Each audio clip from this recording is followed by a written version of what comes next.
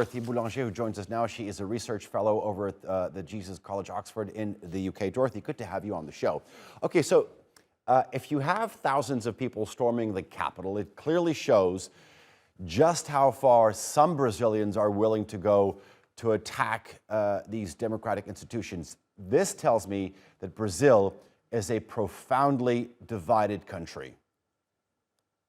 Yes, I would agree with you, and I think we're not the only ones. It clearly shows how far a small radicalized minority of Bolsonaro supporters is ready to go to try to, uphold the claim that the election was stolen and that there was fraud, and that's the only reason why Bolsonaro didn't get reconducted.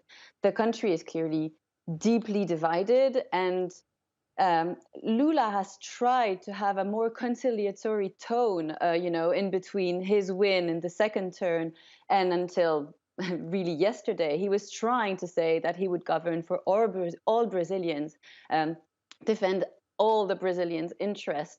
But clearly, this has not been enough for Bolsonaro supporters to see him as a legitimate president.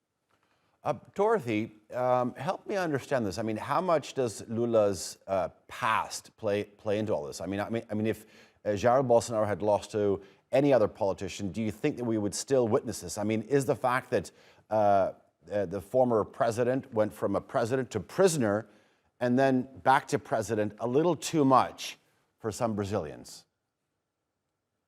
Yes, I mean, Lula became candidate again. There was a sense that his unique charisma was necessary for him to defeat Bolsonaro. He's such a symbol. But on the other hand, it is true that his past and the fact that he was so tainted, although charges against him were later dismissed, he still spent 19 months in prison, and that has been, hammered to Bolsonaro supporters, hammered by the Bolsonaro camp to say that he was a criminal, he was a convict, and he didn't have his place. So it is the result of years of propaganda and years of very hostile discourse against Lula's person, so very individualized hostility, that has created that sense of almost impending doom from Bolsonaro supporters, or at least that radicalized fringe, believing that Lula is a sort of devil, and his followers are devil worshippers that need to be removed from power as soon as possible.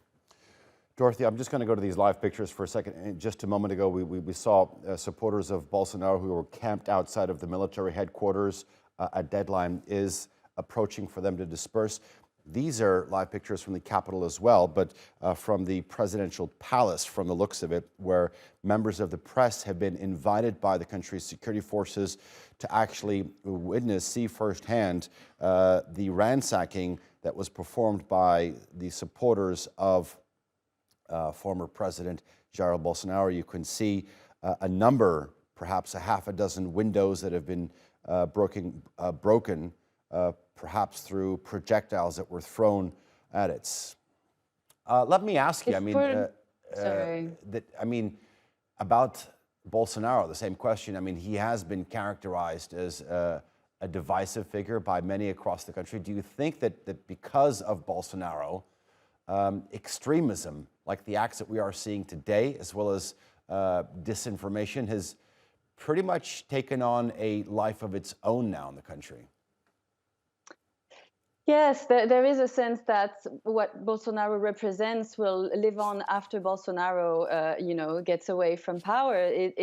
The damage that has been done in terms of the spread of misinformation, in terms of, the polarization of the country, is not something that can be solved or healed. So it will probably take a long time to appease mentalities and try to, remember that democracy is sometimes about losing power and about that kind of peaceful transition of power.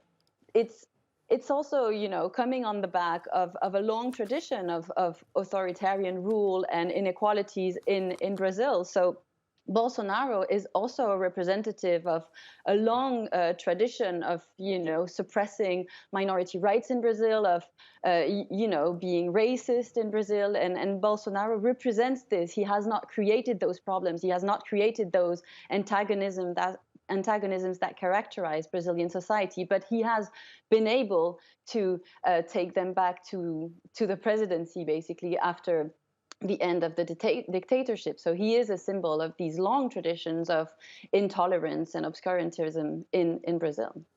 Okay. Dorothee Boulanger, thank you very much for joining us. I do appreciate hearing your analysis.